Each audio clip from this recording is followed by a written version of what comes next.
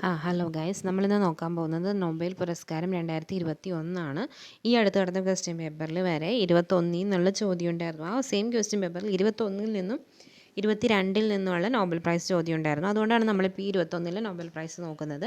First തന്നെ നമ്മൾ പഠിക്കുമ്പോൾ ഒരു ടപ്പേന്ന് എല്ലാം കൂടി അങ്ങോട്ട് പഠിക്കാൻ നോക്കണ്ട. നമ്മളൊരു ഓർഡറിൽ ഓരോരോ കാര്യങ്ങളായിട്ട് ചെറുതായിട്ട് പഠിച്ചു വരിക. ഒരു പോയിന്റ് പഠിക്കുക, അത് തീർത്ത് പഠിക്കുക. അപ്പോൾ നമുക്ക് വേഗം ആ പോയിന്റിനോട് അടുത്ത പോയിന്റ് കണക്ട് ചെയ്ത് പഠിക്കാൻ പറ്റും.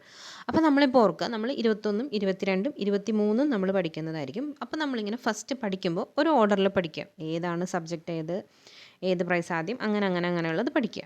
ഞാനിപ്പോൾ പറയുന്നത് നിങ്ങളുടെ ഇഷ്ടമുള്ള ഓർഡറിൽ നിങ്ങളുടെ ഇഷ്ടമുള്ള കോഡ് വെച്ച് നിങ്ങൾക്ക് പഠിക്കാം. ഞാനിപ്പോൾ പറയുന്നത് ഫിസിക്സ്, കെമിസ്ട്രി, ബയോളജി ഇങ്ങനെയാണല്ലോ നമ്മൾ സ്കൂൾ തുടങ്ങി പറയുന്നത്. Science, physics, chemistry, biology.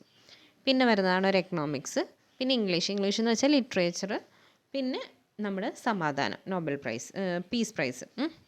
അപ്പോൾ ഏതൊക്കെയാണ്? ഫിസിക്സ്, കെമിസ്ട്രി, ബയോളജി, പിന്നെ നമ്മുടെ എക്കണോമിക്സ് വരുന്നുണ്ട്, പിന്നെ നമ്മുടെ ലിറ്ററേച്ചർ, പിന്നെ സമാധാനത്തിനുള്ളത്. അപ്പോൾ നമ്മൾക്കപ്പോൾ ചിലപ്പോൾ എക്സാം ഹാളിൽ ഇരിക്കുമ്പോൾ ഞാൻ ആദ്യം പഠിച്ചതായിരുന്നു എന്നൊക്കെ അങ്ങനെ എന്തെങ്കിലുമൊക്കെ ആയിട്ടൊരു ലിങ്ക് ഒരു എക്സാം ഹാളിൽ ഇരിക്കുമ്പോൾ കിട്ടും. അതിന് വേണ്ടിയിട്ടാണ് ഞാനിങ്ങനെ പറയുന്നത്. 21 പഠിക്കുമ്പോൾ ആ ഒരു ഓർഡറിൽ തന്നെ പഠിക്കുക. Physics, chemistry, biology, economics, literature, സമാധാനം. അപ്പോൾ നമ്മളിപ്പോൾ പഠിക്കാൻ പോകുന്നത് ഫിസിക്സ് ആണ്, അതായത് ഭൗതികശാസ്ത്രം. ഭൗതികശാസ്ത്രത്തിൽ ജേതാക്കൾ എന്ന് പറഞ്ഞാൽ സിക്കുറോ മനാബെ, ക്ലൗസ് ഹാസൽമാൻ, ജിയോർജിയോ പാരിസി. ഈ പേരുകളൊന്നും കാണാൻ പാടില്ല. നമുക്ക് ഇഷ്ടംപോലെ പഠിക്കാൻ വേറെയുണ്ട്.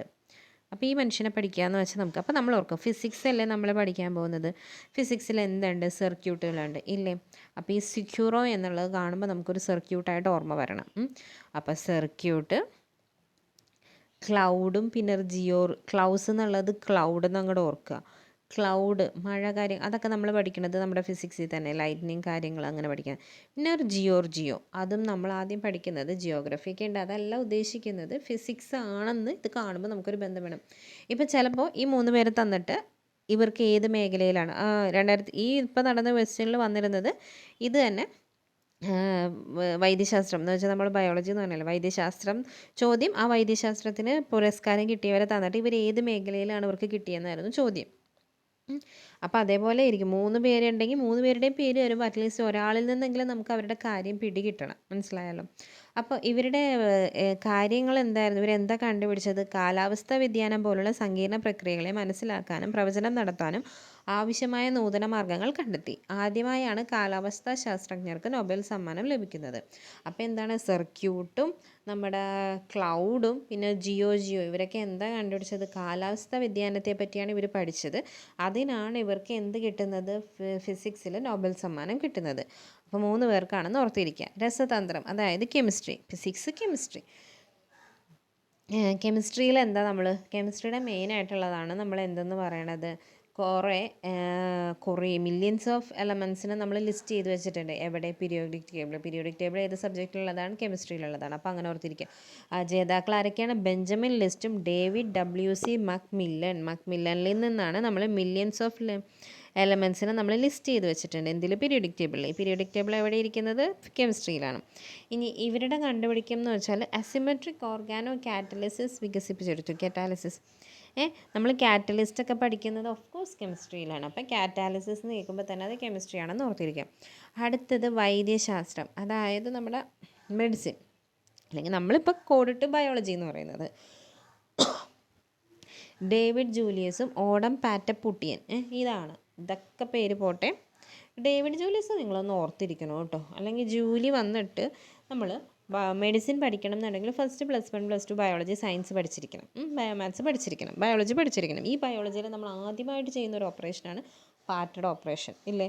പാറ്റയുടെ അതും ഇതൊക്കെ എടുത്ത് നമ്മൾ വായിക്കുന്നുണ്ട്, വായ എടുത്ത് വെക്കുന്നുണ്ട്, അതിൻ്റെ എന്തൊക്കെയോ നമ്മൾ പഠിക്കുന്നുണ്ട്.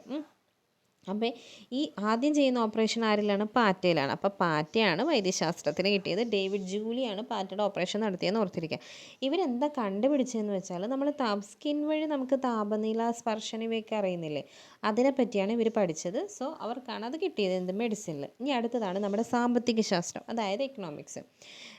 കിട്ടിയത് David Card, Joshua D Angrist, Guido W Imbens. അപ്പോൾ ഒന്ന് ഓർത്തിരിക്കാൻ മതി. കാശ് ഇല്ലാണ്ടാകുമ്പോൾ നമുക്ക് എന്ത് വരും? ദേഷ്യം വരും, ആംഗ്രിയാവും.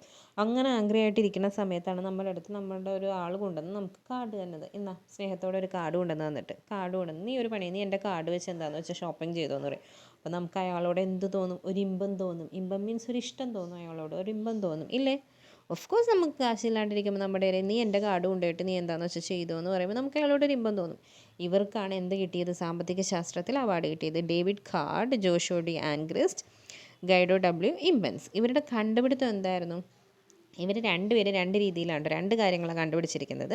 ഈ കാർഡ് എന്ന് പറഞ്ഞ മനുഷ്യൻ കണ്ടുപിടിച്ചത് തൊഴിൽ മേഖലയുമായി ബന്ധപ്പെട്ട സാമ്പത്തിക ശാസ്ത്ര പഠനം.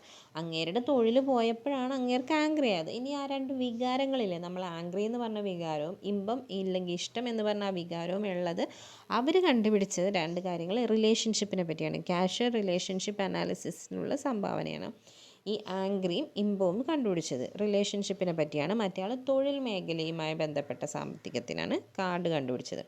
അപ്പോൾ റിലേഷൻഷിപ്പിനെ കണ്ടുപിടിച്ചത് ആംഗ്രിയും ഇംബൻസും. ഇവരാണ് എന്ത്? സാമ്പത്തിക ശാസ്ത്രം, എക്കണോമിക്സ്. അടുത്തത് സാഹിത്യം, ത്യം, അവസാനം തായിലല്ല അവസാനിക്കുന്നത്. സോ ഒരു താൻസാനിയൻ എഴുത്തുകാരനാണ് അബ്ദുൾ റസാഖ് ഗുർണ. അബ്ദുൾ റസാഖ് ഗുർണ ഒന്ന് ഓർത്തിരിക്കണം കേട്ടോ. അബ്ദുൾ റസാഖ് ഗുർണയ്ക്കാണ് എന്ത് സാഹിത്യത്തിനുള്ള അവാർഡ് കിട്ടിയത്? പുള്ളിക്കാരൻ എന്താണ് ചെയ്തത്? കൊളോണിയലിസത്തോടും അഭയാർത്ഥികളുടെ ജീവിതത്തോടുമുള്ള വിട്ടുവീഴ്ചയില്ലാത്തതും ആർദ്രവുമായ അനുഭവം പുലർത്തിയ രചന. അവരെപ്പറ്റി ഭയങ്കര കാര്യമായിട്ട് എഴുതിയതിനാണ് പുള്ളിക്കാരന് സാഹിത്യത്തിന് അവാർഡ് കൊടുത്തത്. അപ്പോൾ ആരാണ്? താൻസാനിയൻ എഴുത്തുകാരനായ ഗുർണ. അടുത്തതാണ് ലാസ്റ്റ് നമ്മൾ പഠിക്കുന്നതാണ് സമാധാനം. അപ്പോൾ ഇപ്പോൾ ഫിസിക്സ്, കെമിസ്ട്രി, ബയോളജി കഴിഞ്ഞു, എക്കണോമിക്സ് കഴിഞ്ഞു, ലിറ്ററേച്ചർ കഴിഞ്ഞു, സമാധാനം. ഇനി സമാധാന പുരസ്കാര ജേതാക്കൾ 2 പേരാണ്. മരിയ റസ മുറഡോ. സമാധാനം കിട്ടിയത് റാറായുള്ള ആൾക്കാരാണ്, റസയ്ക്കും മുറഡോവും. ഇവരെന്താ ചെയ്തതെന്ന് വെച്ചാൽ ഫിലിപ്പീൻസ് പ്രസിഡന്റ് റോഡ്രിഗോ ദുത്തർഗിൻ്റെ വിവാദ ലഹരിമരുന്ന് വേട്ടയിലെ മനുഷ്യാവകാശ ലംഘനങ്ങളിൽ അന്വേഷിച്ച് കണ്ടെത്തിയ റാപ്ലർ എന്ന ന്യൂസ് വെബ്സൈറ്റിൻ്റെ സഹസ്ഥാപകയാണ് റസ. റാപ്ലറിൻ്റെ ആളാണ് റസ. അതേപോലെ തന്നെ വേറൊരു പത്രമാണ് റഷ്യയിലെ പ്രധാന സ്വതന്ത്ര ദിനപത്രമായ നൊവായ ഗസ്റ്റയുടെ സ്ഥാപകരിൽ ഒരാളാണ് മുറട്ടോ. നോവ് തന്നെ എപ്പോഴാണ് നമുക്ക് നോവ് കിട്ടുന്നത്? എപ്പോഴാണ് നോവ് വരുന്നത്? മുറിവുണ്ടാകുമ്പോഴാണ്. നോവ് വരുമ്പോൾ മുറിവുണ്ടാകും. അപ്പം ദിനപത്രമായ നൊവയ ഗസ്റ്റയുടെ സ്ഥാപകരിൽ ഒരാളാണ് ആര്? മുറട്ടോ. അപ്പോൾ ഇത്രയാണ് നമ്മുടെ നോബൽ പ്രൈസ് എന്ന് പറയുന്നത് 2021. ഉടനെ തന്നെ നമുക്ക് 2022 നോബൽ പ്രൈസ് നോക്കാം കേട്ടോ. അപ്പോൾ അത്രയേ ഉള്ളൂ. ശരി, ബൈ, ഓൾ ദി ബെസ്റ്റ്.